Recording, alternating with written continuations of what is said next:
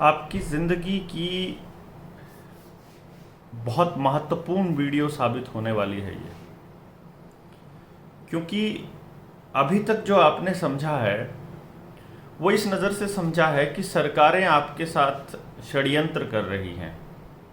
आपने ये जाना कि सरकार ने किस किस तरह के प्रोपेगेंडे रचे, किस किस तरह की प्रोडक्टिव प्रोग्रामिंग के लिए सोशल मीडिया का अखबार, टेलीविज़न, पैम्फलेट, बैनर्स और बड़े बड़े होर्डिंग्स का इस्तेमाल किया, इन्फ्लुएंसर लोगों का इस्तेमाल किया, नेताओं का, सेलिब्रिटीज़ का इस्तेमाल किया आप लोगों के दिमागों में वो डालने के लिए, वो परसेप्शन बनाने के लिए जो सरकार चाहती थी, जो सरकार के सहयोगी क्रिमिनल गैंग चाहते थे।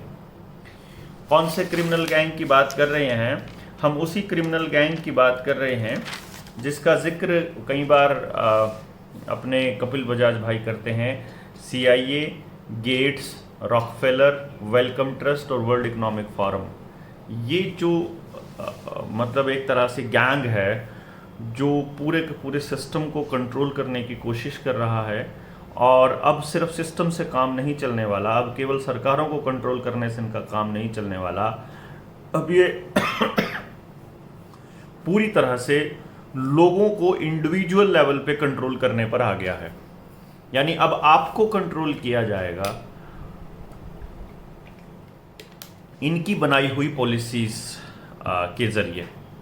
वो पॉलिसीज यूनाइटेड नेशंस के जरिए आती हैं, वो पॉलिसीज किसी IMF के ज़रिए आती हैं, वर्ल्ड ट्रेड ऑर्गेनाइजेशन WTO के अंडर में आती हैं, WHO के अंडर में आती हैं, या किसी और संस्था जो वैश्विक स्तर पर छाई हुई है, या मतलब किसी भी तरह से आपकी कोई काउंसिल है, world council for health WCH है, या इसी तरह की किसी और काउंसिल के अंतर्गत आती है।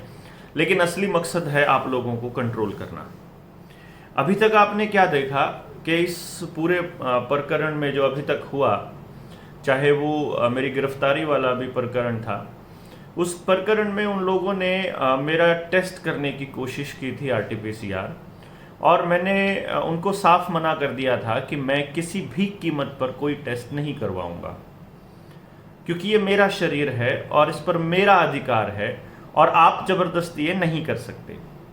और अभी तक जिसका मैं जिक्र करूं, अभी क्रिमिनल प्रोसीजर जो एक्ट है उसके अंतर्गत भी अभी तक अपनी पहचान के रूप में मुझे कोर्ट में कोई चीज़ ज़बरदस्ती देनी पड़ेगी अपनी पहचान की, जैसे कि मेरा ब्लड सैंपल है, या मेरा फिंगरप्रिंट है, या मेरा कोई पैरों के फुटप्रिंट्स हैं, ये देना पड़ेगा। ऐसा कोई प्रोविज़न नहीं। मैं चाहूँ तो कोर्ट के अंदर अपने सिग्नेचर, अपने फिंगरप्रिंट देने से मना कर सकता हूँ कि नहीं भाई मैं नहीं देना चाहता, क्योंकि ये मेरी जो है एक तरह से सेंसिटिव इन्फॉर्मेशन है। लेकिन जब हम जेल में जाते हैं, जैसे हम, ये हवालात और कोर्ट तक की बात है, लेकिन जब हम जेल में चले जाते हैं किसी मुकदमे में, तो जेल में जाते वक्त आपका ये डाटा लिया जाता रहा है।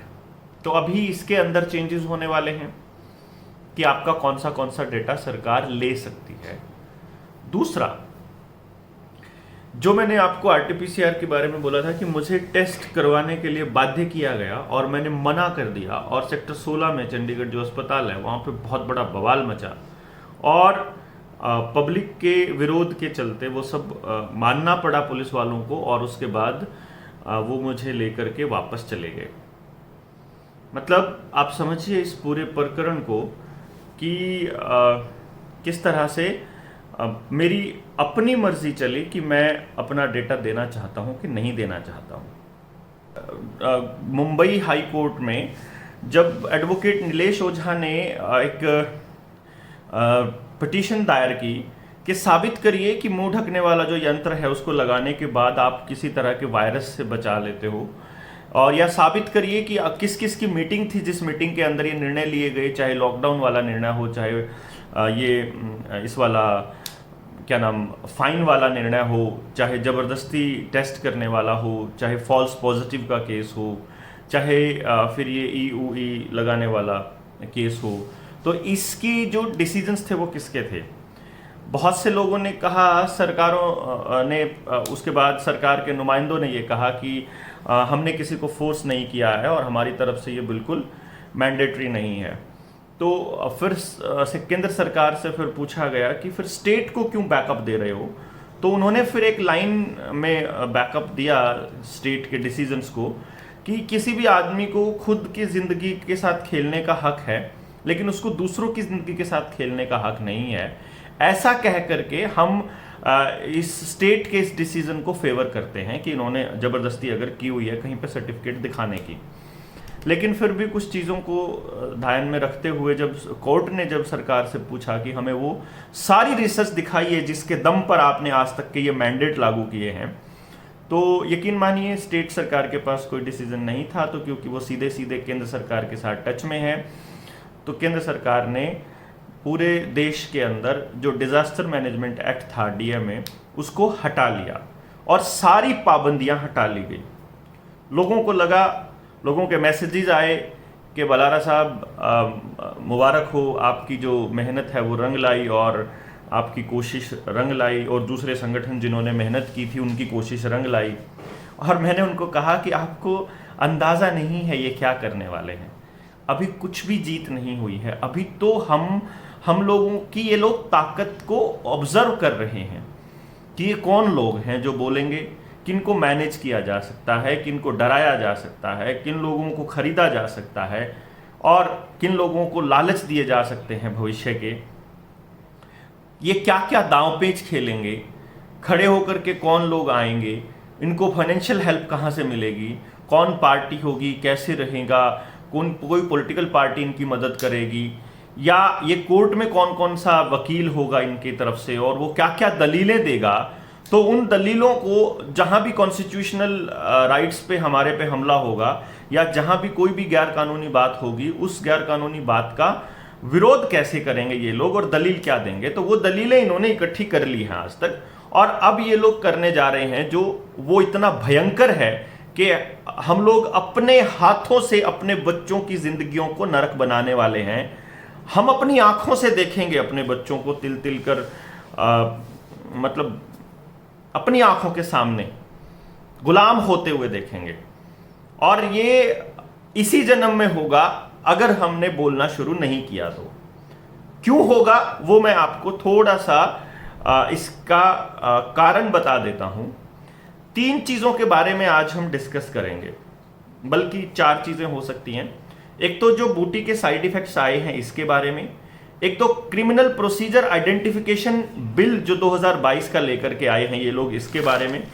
आप इसको शेयर कर दीजिए प्लीज, जिनके पास भी भेज सके, नहीं तो देखने के बाद आप इसका लिंक जरूर शेयर कर देना। और बहुत बहुत मेहनत करी है आज। अभी मैंने ये आप देखेंगे अगर इसके ऊपर ये इतने सारे पेजेस हैं जिनके ऊपर मैंने काम किया है, जो डिटेल्स निकाली हैं कि पब्लिक के अंदर ये जो क्या क्या खेल चल रहा है। तो ये पेजेस हैं करीब ये हैं करीब 45 पेज हैं जिन पे आज काम किया है। तो कल रात, कल दिन और आज दिन में ये सब कुछ किया, जिसको निकाल करके, और उसके बाद यकीन मानिए एकदम साफ हो गया कि सरकारों की नीयत क्या है और वो भविष्य में क्या करने वाली हैं। और आपको मैं बताऊंगा, मैं कुछ चीज़ें नहीं यूज़ कर सकता, कुछ शब्दों का यूज़ नहीं कर सकता, जो वो लगती है आपके यहाँ पर उसका भी नाम नहीं ले सकता, जो आप यहाँ लगाते हैं उसका भी नहीं ले सकता। मैं ये भी नहीं कह सकता कि सरकारें आपको मारने के लिए तैयार हैं, तो मैं ये नहीं कहूँगा। सरकारें आपके फेवर में है, मैं ऐसा कह दूंगा। आप समझ जाइएगा सरकार आपसे क्या चाहती है और सरकार आपके लिए कैसा भविष्य देखती है, और आपको कैसी कैसी बातें सरकार कहेगी और आप फिर क्या कहेंगे। तो एक मैंने आपको बताया the criminal procedure identification bill 2022। दूसरी चीज जिसका मैं जिक्र करूंगा आज की बात में वो है पब्लिक हेल्थ बिल, जो पार्लियामेंट के जो मानसून वाले सत्र हैं उसमें अभी लाने वाली है सरकार, और बिल पेश किया जाने वाला है। और तीसरा है जो पेंडेमिक ट्रीटी है, जो WHO की पेंडेमिक ट्रीटी जो हर देश को साइन करने के लिए भेजी है, जितने भी यूनाइटेड नेशंस के देश हैं उन्होंने भेजी है। तो वो देश अपने देश मतलब वो मुल्क के जो राजा हैं या जो उस मुल्क को संभालने वाले लोग हैं वो अपने देश के लोगों की राय लेते हैं या सीधा ऐसे ही मतलब जारी कर देंगे इसका रेफरेंडम या इसका कोई आदेश, वो देखने वाली बात होगी। और चौथा, कुछ साइड इफ़ेक्ट्स की बात बताऊंगा मैं जो लोगों के साथ हुआ, या मैं ये कहूँगा कि ब्रेन हैमरेज और जो हार्ट अटैक्स के जो केसेस बढ़ रहे हैं वो किस किस तरह के और कैसे लोगों के हैं, और उनमें से मैक्सिमम ने पहली और दूसरी ले रखी थी, और बच्चों के केस में तो जैसे पहली के बाद ही हुए कुछ साइड इफ़ेक्ट्स, और बड़ों के केस में सेकंड के बाद, और तीसरी के बाद तो ल्यूक मॉन्टेग्नियर बोल के ही गया कि अपना AIDS जो है वो चेक करवा लेना जिसने तीसरी ले ली है, क्योंकि उसके बाद पूरे पूरे चांसेस हैं, जिनके बाद फिर रहस्यमय तरीके से उनकी डेथ भी हो गई थी। जो RT-PCR के निर्माता है केली मोरिस की तरह। तो अभी मैं इसके अंदर ना मैं कुछ चीज़ें बताऊंगा। पहले नंबर पर मैं आपको बता दूं, जो क्रिमिनल प्रोसीजर आइडेंटिफिकेशन बिल है उसके बारे में, 2022 के बारे में आप प्लीज़ शेयर कर दीजिए ताकि और लोग जुड़ जाएं।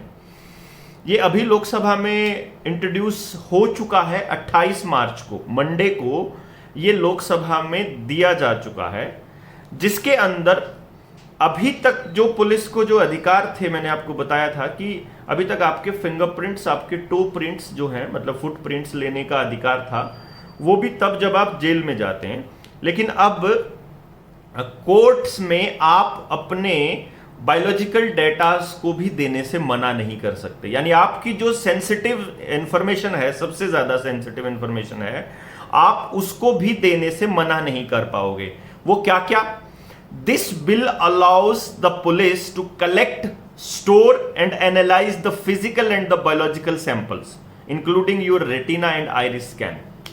यानी कि ये जो कानून आने वाले टाइम में, इस बिल यानी ये विधेयक है अभी फिलहाल, अगर ये कानून बन जाता है तो पुलिस आपका फिजिकल और बायोलॉजिकल सैंपल जितने भी हैं उन सबको जबरदस्ती ले सकती है और उनका डेटा रख सकती है, including your retina and iris scan.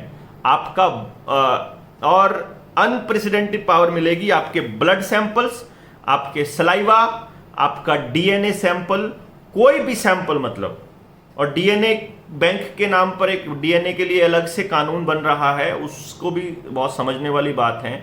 और जो ये लग रही हैं ये भी DNA बेस और RNA बेस पहली बार बन रही हैं, ये भी समझने वाली बात है। इनको आपको इन डॉट्स को कनेक्ट करना है आपने। हम सीधा सीधा बोलेंगे और बोलते ही हमारी वीडियोस गायब हो जाएंगे और ये समझ में नहीं आता हम आप लोगों को कैसे समझाएं। तो आपके DNA सैंपल, आपके सलाइवा, यानी कि चाहे आपका नाक से लेना हो चाहे आपका मुंह से लेना हो, उसको जबरदस्ती ले सकती है पुलिस। ब्लड सैंपल आपका जबरदस्ती ले सकती है पुलिस। रेटिना का और आइरिस स्कैन ले सकती है। जो हाई रेजोल्यूशन CCTV कैमरा शहरों में लगने वाले हैं, जो फेशियल रिकॉग्निशन से जो आपके चेहरे को रिकॉग्नाइज करके डेटा इकट्ठा करके ऊपर भेजेंगे सेंट्रल एजेंसीज को, ये भी पॉइंट नोट करने का होगा कि आप इसके ऊपर कैसे रिएक्ट करते हैं और आप इस पे क्या कहते हैं। समझ गया होंगे आप अभी तक। दूसरी चीज जो मैं आपको बताऊं, पब्लिक हेल्थ बिल। ये एक, इसमें मैं इतना ही बताना चाहूंगा कि ये आपको आपके डेटा को जबरदस्ती लेने का बिल अभी आ गया था। फिर है पब्लिक हेल्थ बिल। ये पार्लियामेंट के मॉनसून सत्र में टेबल होगा और इसका पर्पस क्या है देखिएगा, बहुत ही शानदार तरीके से आपको इसे समझना होगा। मैं इसके कुछ नए ड्राफ्ट बता देता हूं। जो ये पब्लिक हेल्थ बिल है, ये पब्लिक हेल्थ बिल आने वाले टाइम में आपका जो एपिडेमिक डिजीज एक्ट है उसको रिप्लेस करने वाला है। यानी कि अभी तक आपने देखा कि डिजास्टर मैनेजमेंट एक्ट को तो रिवोक कर लिया सरकार ने, लेकिन अभी पेंडेमिक एक्ट को रिवोक नहीं किया है। तो पेंडेमिक एक्ट अभी भी लगा हुआ है अपने देश के अंदर, तो उसके अंतर्गत अभी भी आपके ऊपर कार्रवाई ये लोग कर सकते हैं। लेकिन अब मैं कुछ चीज़ें बता रहा हूं। जो नया ड्राफ्ट है, हेल्थ लॉ है, मैं ये एज इट इज़ पढ़ूंगा। इसके अंदर कुछ शब्दों का इस्तेमाल होगा। वो शब्द जो हैं वो इस वीडियो को हाईलाइट तो करेंगे, लेकिन उसका मतलब क्या निकलेगा वो लोग इसको डिलीट करेंगे कि नहीं, आई डोंट नो। लेकिन मैं कुछ शब्द हो सकता है काटूं। ये एक ऐसा पब्लिक लेजिस्लेशन होगा, एक ऐसा कानून होगा जो गवर्नमेंट को अलाउ करेगा, मतलब मैं इसकी हिंदी बता रहा हूं, this in the monsoon session of the parliament allows the government forcibly, यानी जबरदस्ती टेस्ट करने के लिए, क्वारंटाइन करने के लिए और वैक्सीनेट करने के लिए मतलब पावर करेगा सरकार को। यानी ये बिल अगर कानून बन जाता है तो आपको जबरदस्ती टेस्ट किया जा सकेगा कानूनन। अभी कानूनन आपका अधिकार है कि आप मना कर सकते हो कि मेरा शरीर है, मैं नहीं टेस्ट कराता, जैसे मैंने अभी कुछ दिनों पहले ऐसा करके बड़ा बोला था मैं। तो अभी ये होने वाले टाइम में, क्योंकि कुछ वकील अपने साथी हैं, वो ये कहते हैं कि कानून से लड़ाई लड़ी जाएगी। अरे मैं ये कहता हूं ये कानून ही उस हिसाब से बना देंगे तो आप कैसे लड़ाई लड़ोगे भाई?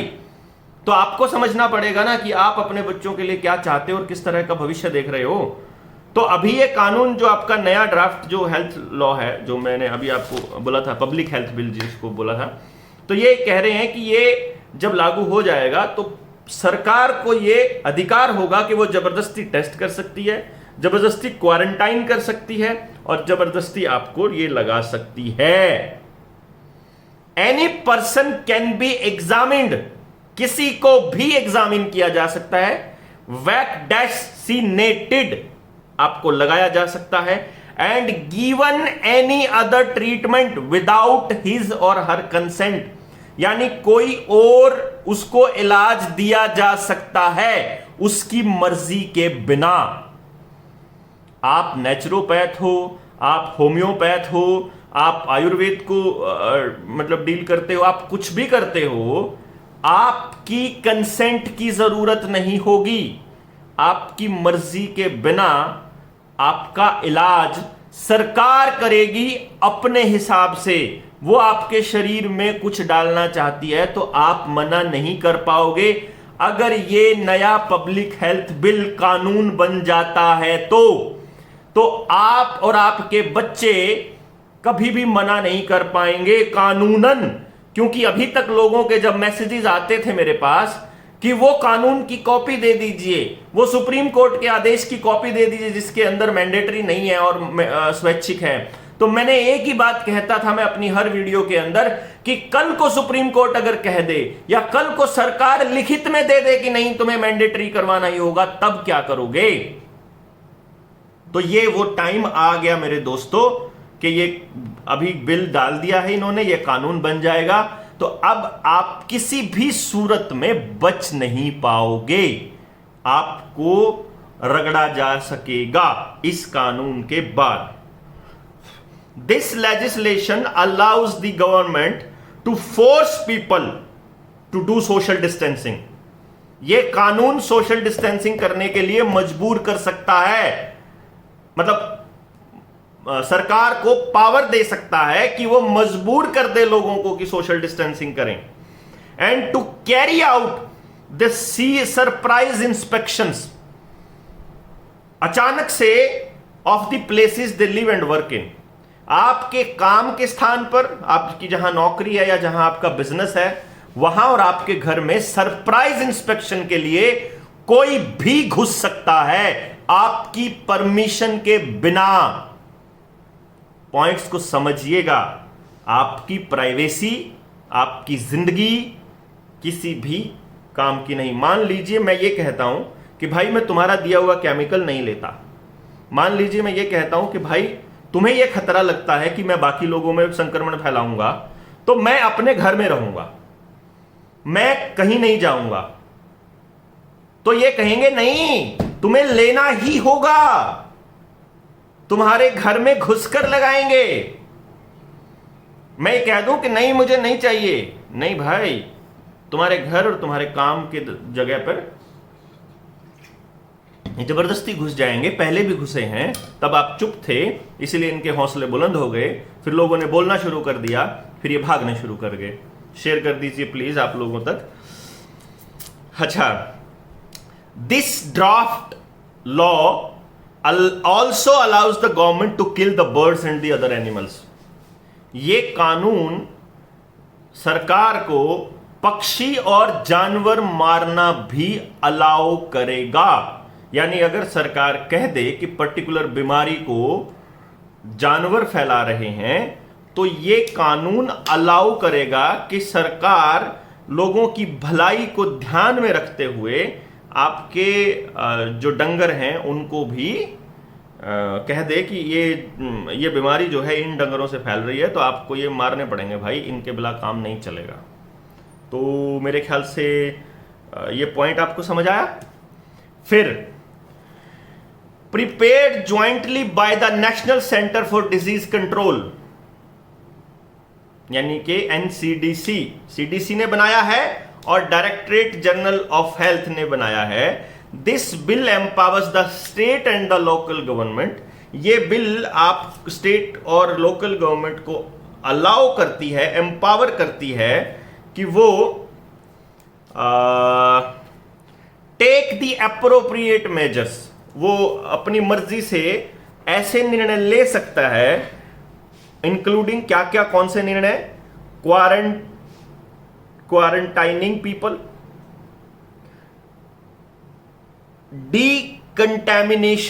कंटेमिनेटिंग द स्पेसीज, यानी आपके घरों में छिड़काव करना है, किस चीज का करेंगे हमें नहीं पता, आइसोलेटिंग द इन्फेक्शियस एजेंट्स, यानी अगर वो कहते हैं कि भाई तू जो इन्फेक्शन फैला रहा है, देवेंद्र बल्हारा इन्फेक्शन फैला रहा है, तो इसको क्वारंटाइन करो, इसको अकेले को आइसोलेट कर दो और किसी को इसके पास नहीं आना, ना ये जाएगा। वीडियो इंटरनेट जो होगा वो सेंसर्ड है, तो वो इंटरनेट पे कोई चीज लोगों को बता नहीं पाएगा और आप तक जानकारी पहुंचेगी नहीं हमारी, हम क्या कर रहे हैं, कहां जा रहे हैं। और destroying the animals and birds and conduct the surprise inspection in the event of a public health emergency. अगर पब्लिक हेल्थ इमरजेंसी के केस में ये ऐसे इंस्पेक्शन भी मतलब कंडक्ट कर सकता है। ये सेक्शन 3 है इस कानून का जो आपको देता है, समझ गए आप। यानी कि आपकी जिंदगी के डिसीजंस आप नहीं ले पाएंगे। इसमें थोड़ा आगे पॉइंट और है, this bill empowers the government of a state और the union territory to conduct any medical examination. आपकी मर्जी के बिना आपका कोई भी मेडिकल एग्जामिनेशन करवाया जा सकता है, जो लेबोरेटरी एग्जामिनेशन भी हो सकता है। प्रोवाइड वैक्सीनेशन और the treatment of any disease, यानी कि आपको वो इलाज दिया जा सकता है किसी भी बीमारी का, to a person who is exposed, suffering और सस्पेक्टेड टू बी सफरिंग। यानी कि आप उस पर्टिकुलर बीमारी के लिए एक्सपोज हुए हो, उससे ग्रसित हो, यानी आपका टेस्ट जो है जो कि फॉल्स पॉजिटिव आया है खूब, आप उसका टेस्ट में आप पॉजिटिव आ गए हो तो भी आपको मतलब ये ट्रीटमेंट दिया जा सकता है। आप एक्सपोज हुए हो, यानी बाय चांस हमने कहा कि भाई पानीपत के एरिया में बड़ा फैला हुआ है, पानीपत में मैं घूम के आया था, तो सरकार कहेगी तू पानीपत में गया था, अब तेरे को तो लेना पड़ेगा क्योंकि तू एक्सपोज हो गया है। मैं कहूंगा कि मैं नहीं भाई, कोई सिम्टम नहीं है, मुझे कोई दिक्कत नहीं है। नहीं लेना पड़ेगा क्योंकि ये कानून सही है, समझ गए। और इसके अंदर एक सबसे बड़ी बात क्या है कि जितने भी लेबोरेटरी एग्जामिनेशंस हैं, यानी जितने भी टेस्ट हैं, जितने मेडिकल प्रोसीजर्स हैं, जितने डेस्टिनेशन हैं और जितनी ट्रीटमेंट्स हैं, ये बिना उस व्यक्ति की इच्छा के, बिना उसकी परमिशन के, बिना उसकी कंसेंट के किए जा सकते हैं। ये है सबसे बड़ा पंगा। यानी आपकी जिंदगी, आपके शरीर पर आपका अधिकार नहीं होगा अगर ये कानून एक्ट में आ जाता है तो अब आप समझदार हैं कि आप इसके लिए क्या निर्णय लेते हैं, आप इसके लिए क्या मतलब अच्छा समझते हैं कि बुरा समझते हैं। मैं आपसे रिक्वेस्ट करूंगा कि आप इसमें कमेंट करके हमें बताइए कि इस कमेंट में बताइए कि ये बातें बहुत सही हैं या मतलब बहुत गलत है।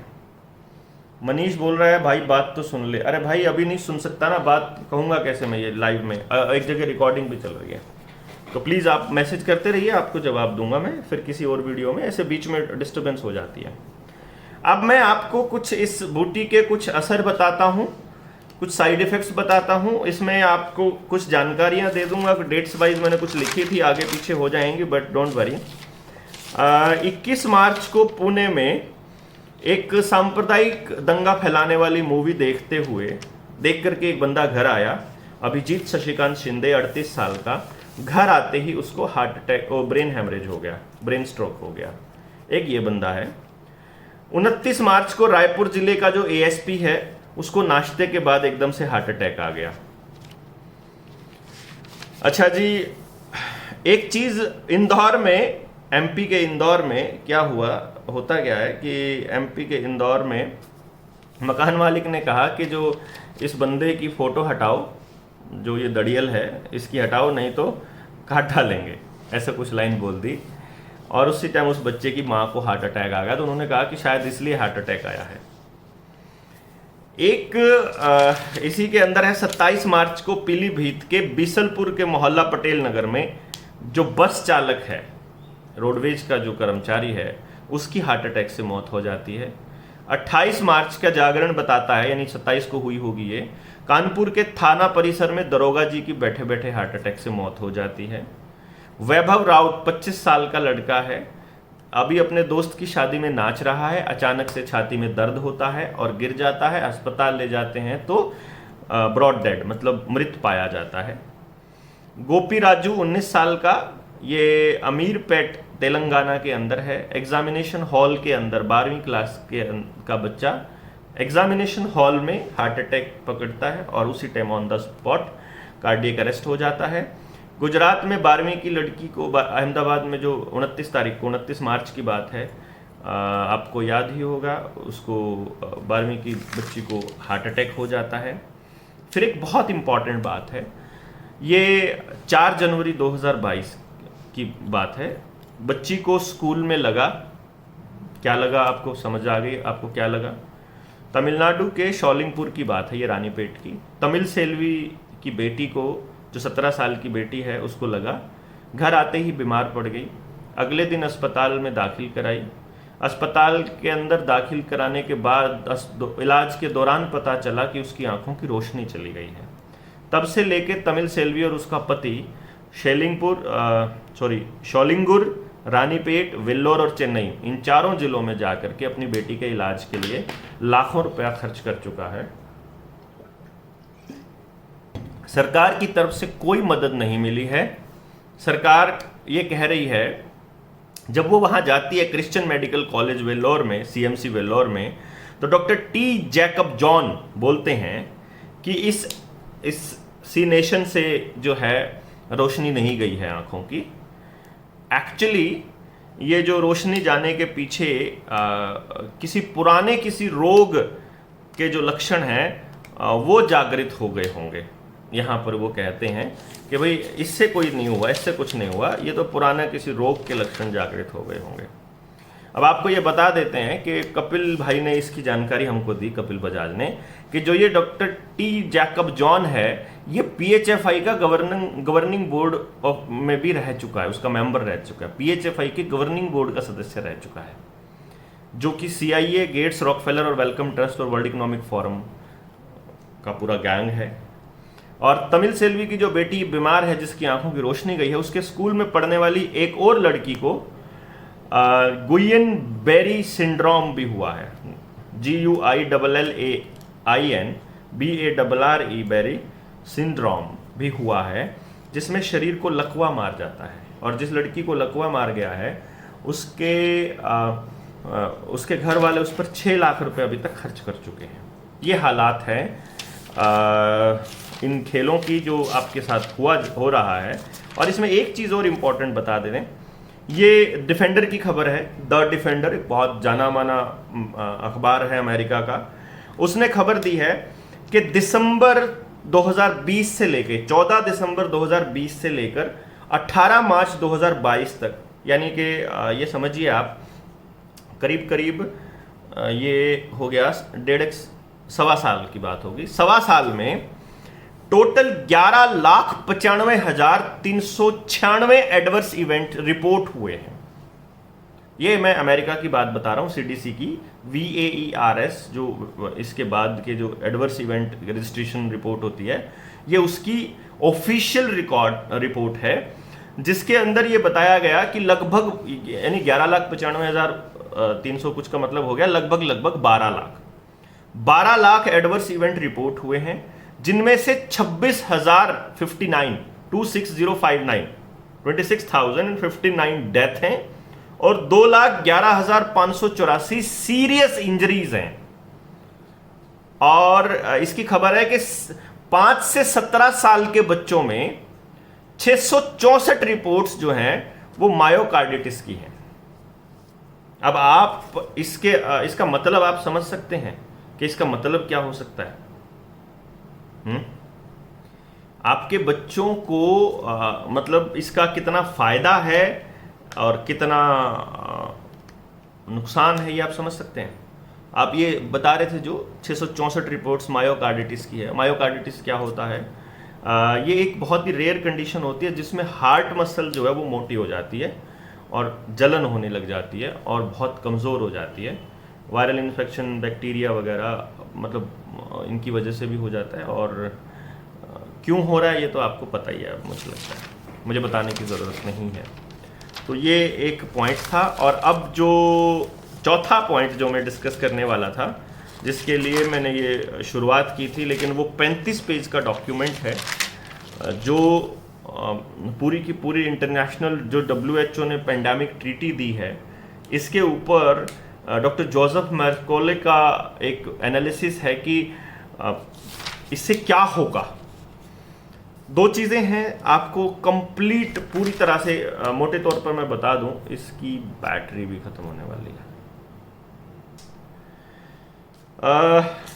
लेकिन मोटे मोटे तौर पे मैं बता दूं, जो ये ग्लोबलिस्ट कबाल है, मतलब षड्यंत्र जो चुपचाप से ये WHO को आगे करके अपना खेल खेल रहा है। सबसे पहली बात, इस ट्रीटी का सबसे बड़ा नुकसान क्या होने वाला है?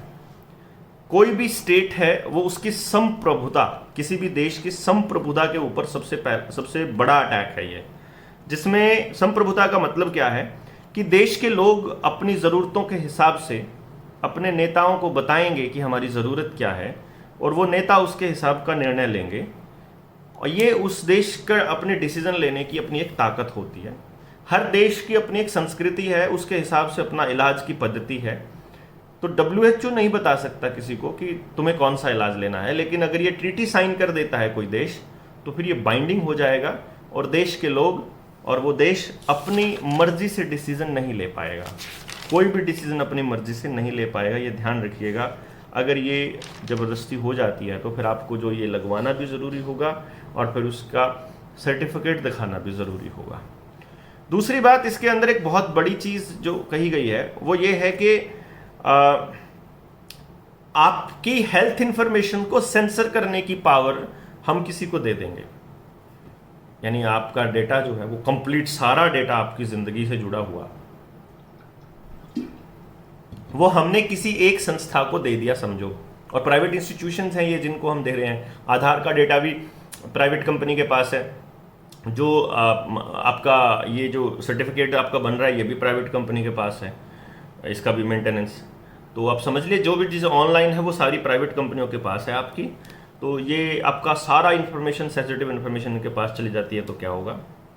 दूसरी बात, इसके अंदर एक कमाल की बात है कि अगर मान लीजिए आपके डॉक्टर ने कोई फरमान जारी किया है, उससे आपको कोई नुकसान हो जाता है तो उसकी तो जिम्मेदारी है डॉक्टर की।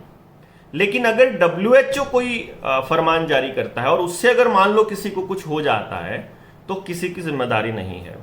क्यों नहीं है? क्योंकि WHO को डिप्लोमेटिक इम्यूनिटी मिली हुई है। तो WHO के किसी भी अधिकारी के ऊपर कोई भी देश, कोई भी मुल्क कोई कार्रवाई नहीं कर पाएगा।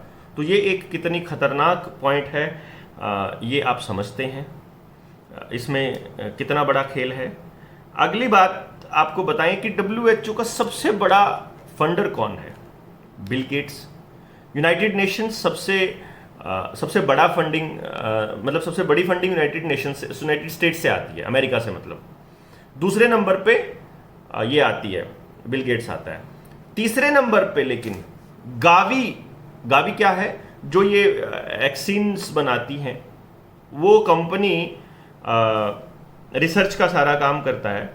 गावी और बिल गेट्स का जो टोटल जो डोनेशन है, जो टोटल कंट्रीब्यूशन है, जो टोटल फंडिंग है जो WHO को जाती है, वो दुनिया में सबसे ज्यादा है।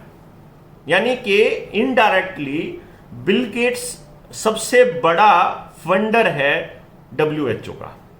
रॉकफेलर फाउंडेशन भी है, और रॉकफेलर फाउंडेशन तो ड्रग्स माफिया है पूरी तरह से, इसको तो सबको मालूम ही है। तो एक ये बहुत बड़ी चीज़ है। इवेंट 201 के बारे में आपने पढ़ा होगा, उसकी फंडिंग भी बिल गेट्स ने ही की थी।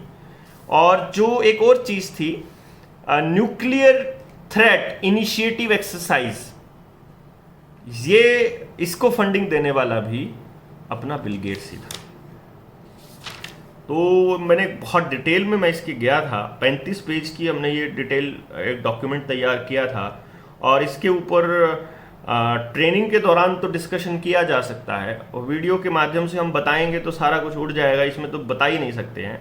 इसमें द पल्स जो चैनल है उसके जो मार्टिनो ने लिया था, शबनम पालेस मोहम्मद जो वर्ल्ड काउंसिल फॉर हेल्थ की स्टीयरिंग कमेटी की मेंबर है, उनका इंटरव्यू लिया। और जब उन्होंने बताया कि ये जो ट्रीटी है ये क्या है, सबसे पहले उन्होंने बताया कि ये ट्रीटी सबसे पहली बात तो इनवैलिड और अनलॉफुल है। मैं मोटे मोटे तौर पे बता देता हूँ। वर्ल्ड काउंसिल फॉर हेल्थ में जो मेंबर थी, स्टीयरिंग कमेटी में जो मेंबर थी, उन्होंने ये बताया। उसके बाद इन्होंने इसके बारे में बताया कि अल्टीमेट पावर ग्रैब जो है वो WHO के पास चली जाएगी, सबसे बड़ी पावर वही हो जाएगा, फिर किसी मुल्क के पास कुछ नहीं बचेगा और आप तो कुछ कर ही नहीं पाएंगे। और आपकी उस आज़ादी को छीनने के लिए जो मैंने 2 कानून अभी थोड़ी देर पहले बताया, जो हमारी संसद में ऑलरेडी जा चुके हैं, ये आपको समझना पड़ेगा। और जो ये सर्टिफिकेट था ना, पहला सर्टिफिकेट दिखाओगे तो बस में जा पाओगे, इधर जा पाओगे, वहाँ जा पाओगे, इसको लगाने, इसको दोबारा से थोपने की बारी आने वाली है। आपको दोबारा से थोपा जाएगा।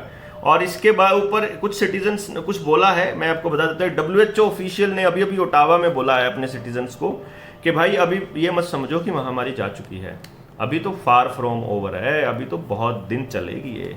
तो ये उन्होंने बताया था। ये इसको मतलब अच्छा, दूसरी बात, यूनाइटेड ट्राइब्स ऑफ न्यूजीलैंड ने इस ट्रीटी को बिल्कुल पूरी तरह से खंडन कर दिया है। मैं इसको जब पढ़ रहा था तो मुझे बहुत अच्छा लग रहा था। इस पूरी की पूरी लाइन को समझोगे तो उन लोगों ने अपनी मीटिंग के अंदर पूरा प्रस्ताव पास करके, जैसे हम ग्राम सभा का करते हैं, ऐसे यूनाइटेड ट्राइब्स ने अपना प्रस्ताव पास करके बोला कि जो हमारा प्रधानमंत्री है वो एक तरह से बिका हुआ है और उनके हाथों में खेल रहा है, तो हम उसको अपनी पावर नहीं देते डिसीजन लेने की, और हम कलेक्टिवली तुम्हें फरमान जारी करते हैं कि हम ये नहीं मानेंगे। तो मुझे आइडिया आया कि हमारी जो खाप पंचायतें हैं और हमारे जो और संगठन है और ग्राम सभाएं हैं, उनको ये काम अब करना पड़ेगा कि इस ट्रीटी के बारे में मैंडेट बनाएं हम लोग।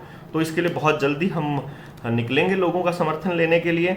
और दूसरा, अगला जो पॉइंट था, this treaty would create the global censorship over the health information. Global censorship, इसमें यही तो है ना।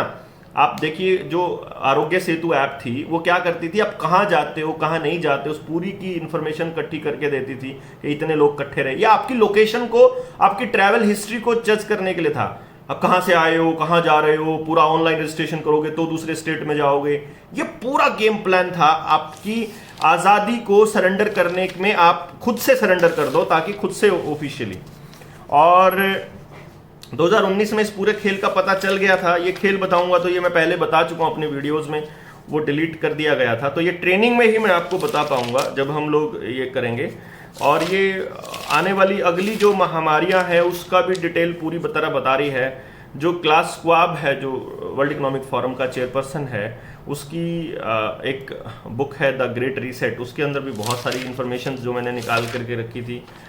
और रियल में अगर आप इन सारे डॉक्यूमेंट्स को देखते हो तो आपके पैरों तले की ज़मीन खिसक जाएगी।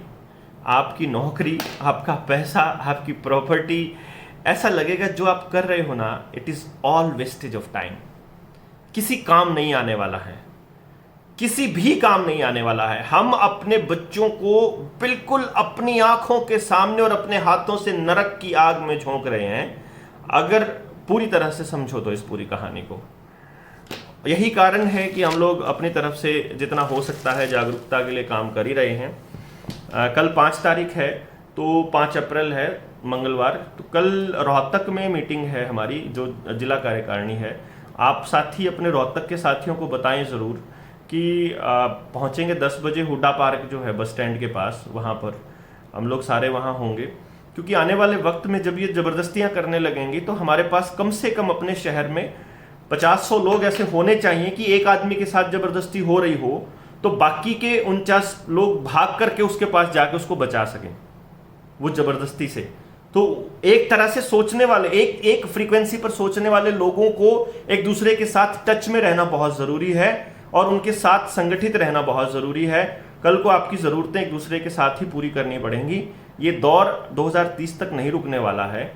तो मेरे दोस्तों, ये कानून ऐसे ऐसे आएंगे कि आपके घर का सारा लोहा, सोना, चांदी, जितनी धातु है वो सरकार के पास चली जाए, आपका पैसा सरकारों के पास जाए। श्रीलंका का जो फूड क्राइसिस है वैसा ही फूड क्राइसिस भारत में भी लाया जाएगा। रोज की रोज पेट्रोल डीजल के दाम बढ़ने वाला जो सिलसिला है ये उसी का एक षड्यंत्र का हिस्सा है। ये कोई अंतर्राष्ट्रीय कानून, कोई कहीं पर कोई गड़बड़ नहीं हो रखी है, मैं आपको बताऊं, इट इज ऑल प्लान्ड। आप देखिए कि किसान को बर्बाद किया जाएगा। अभी देखिएगा, किसान की सरसों एमएसपी से ज्यादा खरीदी गई, अब की बार गेहूं भी एमएसपी से ज्यादा खरीदा जाएगा। और ये साबित किया जाएगा कि देखो वो कानून थे ना, प्राइवेट प्लेयर्स ज्यादा में खरीदते हैं, और वो कानून जो थे वो बहुत सही थे। एफसीआई को बर्बाद किया जा रहा है, 2.5 लाख मीट्रिक टन से 40 लाख मीट्रिक टन पर स्टॉक आ गया है। तो भारत में अगर कभी पैसे की, उसकी फूड की जरूरत पड़े, अगर मान लो भूखमरी आ जाए, अब की बार मान लीजिए लोगों के पास पैसा ना रहे खाना खरीदने के लिए, आप एकदम से गेहूं का रेट इतना हो जाए, एकदम से उनका रेट हो जाए। पहले तो हम ये कहते थे कि इन कानूनों की वजह से हो रहा है, बट अब कह देंगे हम युद्ध की वजह से हुआ, पूरे वर्ल्ड में इस बीमारी की वजह से हुआ, या कह देंगे कि ये इसकी वजह से हो रहा है जो श्रीलंका में हो रहा है, या फिर फूड क्राइसिस ऐसे आ जाता है फॉर एग्जांपल। तो आपके पास पैसा बचा नहीं है और एफसीआई के पास अनाज नहीं है, तो फिर प्राइवेट प्लेयर्स के पास रहेगा। प्राइवेट प्लेयर्स आपकी ज़मीन को ले लेंगे। इनको ज़मीन चाहिए अब की बार, और कुछ नहीं। सारे रिसोर्सेज पे ये कब्जा कर चुके हैं, कोयले पे ये कब्जा कर चुके हैं, बांध पे ये कब्जा कर चुके हैं, पहाड़ों पे ये कर चुके हैं, रोड पे ये कर चुके हैं, रेलवे पे ये कर चुके हैं, ऑर्डिनेंस फैक्ट्रियों पे ये कर चुके हैं, हेल भेल सेल, मतलब स्टील अथॉरिटी ऑफ इंडिया पे देख लो, चाहे हैवी इलेक्ट्रिक अप्लाइंसेस पे देख लो, आप चाहे आप बीएसएनएल पे देख लो, HPCL, BPCL, LIC, railway, banking, सबको ये कब्जे में कर चुके हैं। तो मतलब ये हुआ कि आपको केवल इतना सा ही तो करना है इन्होंने कि जब आप हमारा फूड प्रोडक्शन बंद हो जाए, हमारे फूड क्राइसिस आ जाए, तो तब ये अपने इशारे पर चलाने लगे हमको।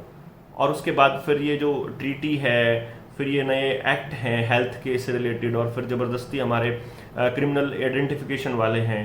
तो हम लोग किसी भी कीमत पर बचने वालों में से तो नहीं दिखता मुझे। इन्होंने पहले से ही डिटेंशन सेंटर्स भी बनाए हुए हैं, और इनके साक्षी महाराज बोल चुका है कि 2024 में चुनाव नहीं होंगे।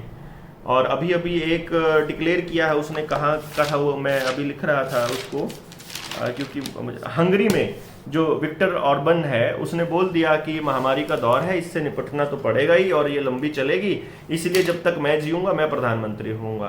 तो हंगरी में ये एग्जाम्पल हो चुका है।